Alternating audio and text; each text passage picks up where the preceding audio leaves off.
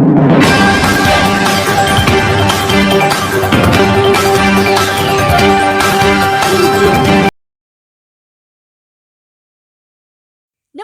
आप देख रहे हैं न्यूज टाइम। आइए चलते हैं एक खास खबर की तरफ। पूर्व जिला पंचायत अध्यक्ष व भाजपा वरिष्ठ नेता रामशरण नौटियाल द्वारा भ्रष्टाचार का किया खुलासा। जॉनसर बाबर के क्षेत्र में फैले भ्रष्टाचार को समाप्त करने के लिए उठाया कदम, सरकार से की है मांग।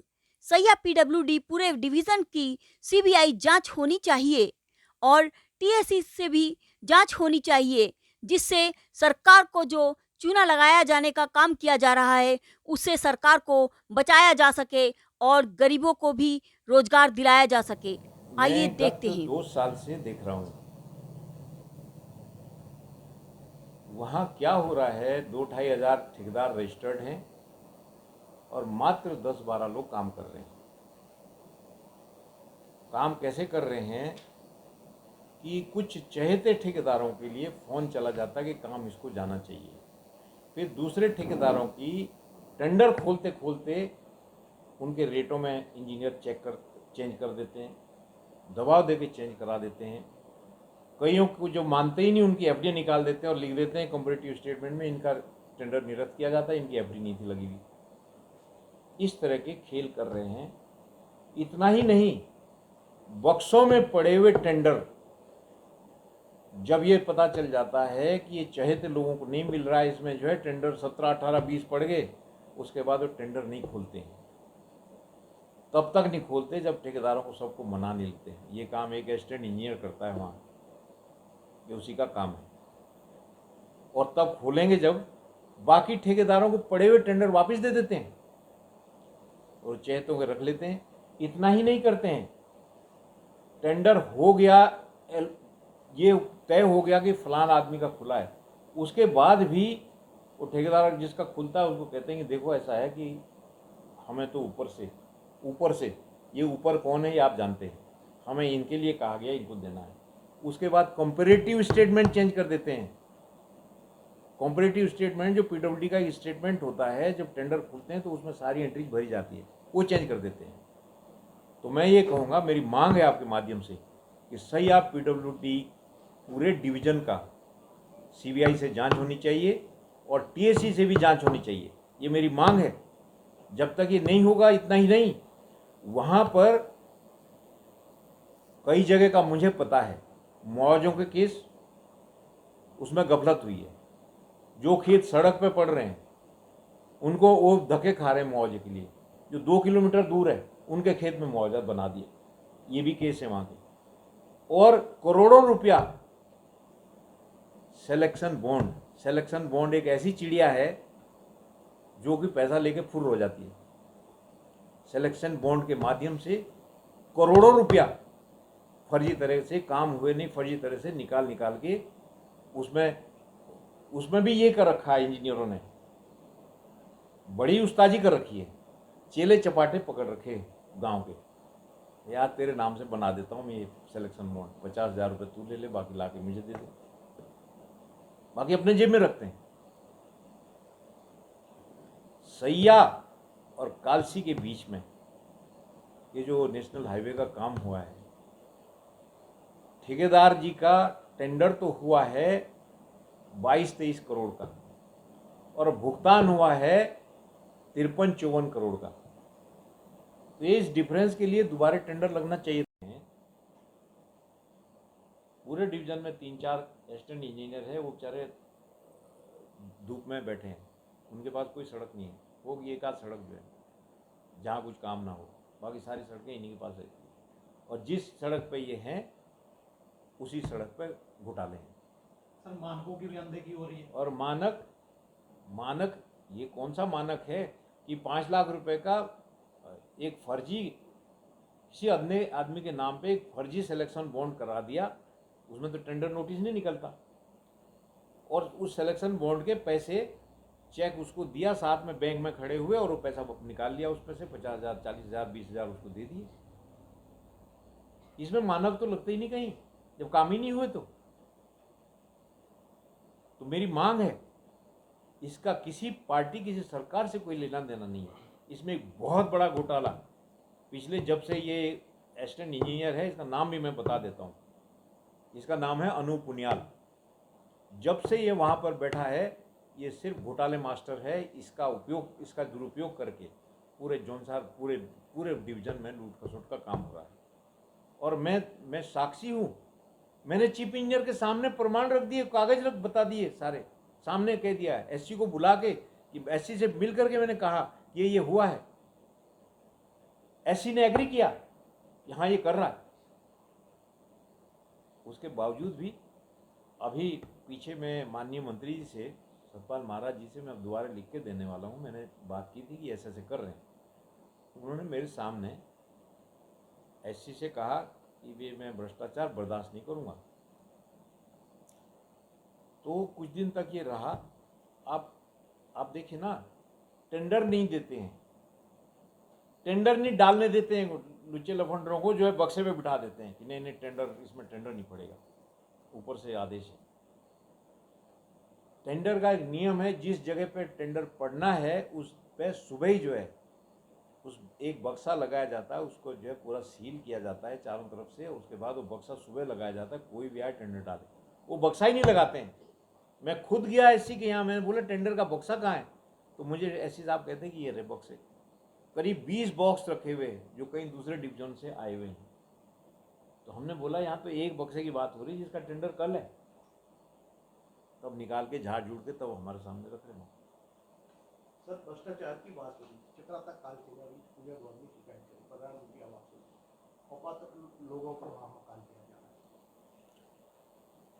रहा है। देखिए, ये सीधे सीधे तौर पे ये पैसा, ये जो मकानों का पैसा है, ये कोई मकानों में खर्च नहीं हुआ है। ये सीधा जेब में चला गया।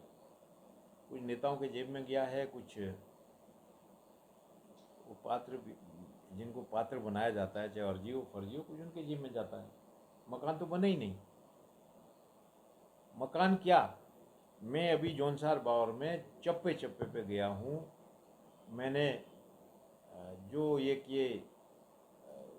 कोविड काल में जो मैंने एक राशन का सहायता पहुंचाई, तो प्योरली उन लोगों को मैंने कोशिश करी पहुंचाने की जो बिल्कुल निरीह गरीब हैं।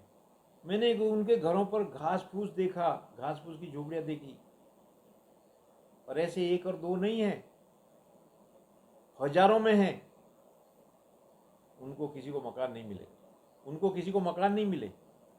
जौनसार बावर में ज़्यादा से ज़्यादा मैं आपको कहता हूँ 6000 परिवार होंगे शेड्यूल कास्ट के भाइयों के, और 1000-1500 परिवार उनके भी होंगे जो सवर्णों में गरीब लोग हैं जिनको ज़रूरत है।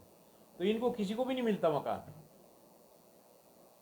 6008 की बात करें, अब तो मैं दोबारा जब प्रेस के सामने आऊँगा मैं बताऊँगा आपको कि जौनसार बावर में अभी राज्य बनने के बाद ही कितने मकान अलॉट हुए हैं, कितनी स्कीम्स है।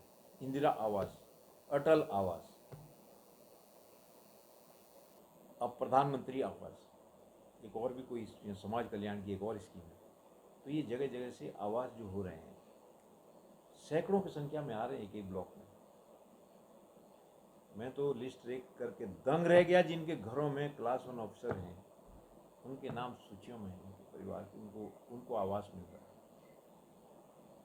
तो इसकी पूजा गौड़ अगर कुछ कर रही हैं ऐसा, तो मैं समझता हूँ कि स्वतः ही जिन लोगों को ये किसी तरह से लपेट करके ये आवास वगैरह दिए जा रहे हैं, उनको खुद ही कहना चाहिए कि भाई हमें आवास नहीं चाहिए, ये उनको दो जिनको मिलना चाहिए। उन लोगों को भी लेना नहीं चाहिए, मेरा ये कहना है। अब जो ये कर रहे हैं उनका तो उन्होंने तो सीधा ये कर रखा है कि इस इलाके को तबाह करना है, इसको बर्बाद करना ही करना है, चाहे कुछ भी हो जाए। वो बर्बाद करने पे बैठे हैं। आप आवास की ही बात क्या कर रहे हैं? कहाँ है निधियाँ, कहाँ गए पंचायतों के पैसे? ज़मीन पे पूछिए ना, दिखा तो दीजिए ज़मीन पे। हमने ये पुलिया बनाई, हमने ये सड़क बनाई है। ये तो निरंतर चलने वाली प्रक्रिया है। यहाँ तो ये हो रहा है कि लो भैया निधि के पैसे ले जा लो और काम मत करना। तो जांच होनी चाहिए, जांच तो होनी चाहिए इसकी। और जो ये पूजा गौड़ जी हमने सुना है कुछ इसमें कर रही हैं, तो वो तो अपने क्षेत्र में जहाँ उन्होंने देखा है कहीं कि ये गलत हुआ है, बात ये है किसी गांव से कोई गुजर रहा है, कोई अच्छा आदमी, वो देखेगा कि एक की कोठी लगी है 40 लाख की, उसको इंदिरा आवास बट गया, और एक घास फूस की झोपड़ी में वो अपनी बात भी नहीं कर पा रहा है, तो वो तो उठाएगा, जो अच्छा आदमी हो वो बात को उठाएगा। और मैं कहता हूँ कि ये कोई ऐसी बात नहीं है, अगर उठा रही तो ठीक उठा रही हैं। सर 2022 चुनाव को लेकर के ये चक्राता में तो क्या रणनीति है भारतीय जनता पार्टी की, और आपका उसमें क्या है कि क्या आप भी चुनाव में कूद सकते हैं? बिल्कुल, मैं चुनाव में भागीदारी कर रहा हूँ। और आपने कहा कि 5 साल से वो सारी चीज़ें दूर की जाएगी, हम सभी से मिल बैठ के बात करेंगे अपने पार्टी के अंदर, और इस बार वहाँ कमल जीतेगा, कमल का फूल जीतेगा हिसाब चक्राता, हम आपको बता देते हैं। ठीक है, छोटी मोटी चीज़ें पार्टियों के अंदर सभी जगह है, एक जगह नहीं सभी जगह, उसको मिल बैठ के सुलझाएंगे। कमल जीतेगा। हमारी ये विकास नगर चक्राता सीट, सहसपुर सीट, ये हमारी ऐसी है कि वर्तमान में 2 सीट हमारे पार्टी की हैं और एक ही सीट थी ये पहले, लेकिन चक्राता सीट जो है प्योरली जो है ट्राइबल वोटर्स हैं। तो वहाँ जो मैंने कहा ना, जैसे कि अब ये जो लखवाड़, ये जो 82 डैम की नौटंकी है, इसका असेसमेंट आप पब्लिक से पूछिए, पब्लिक क्या कहती है। संभवतः जो मेरा कहना है वही है, पब्लिक ये कह रही है कि तो नौटंकी है, ये राजनीतिक रोटियां सेकने के लिए, चुनाव को देखने के लिए, देखते हुए की गई है। समस्या अगर 72 साल है तो तुम 72 घंटे में कैसे डिमांड कर रहे हो, क्योंकि 72 दिन में चुनाव आ रहा है, बात कर रहे हो 72 साल की, सन 72 की। तो मेरा कहना यह है कि आपने जो कहा, इस समय चक्राता में कमल खिलेगा, कमल जीतेगा।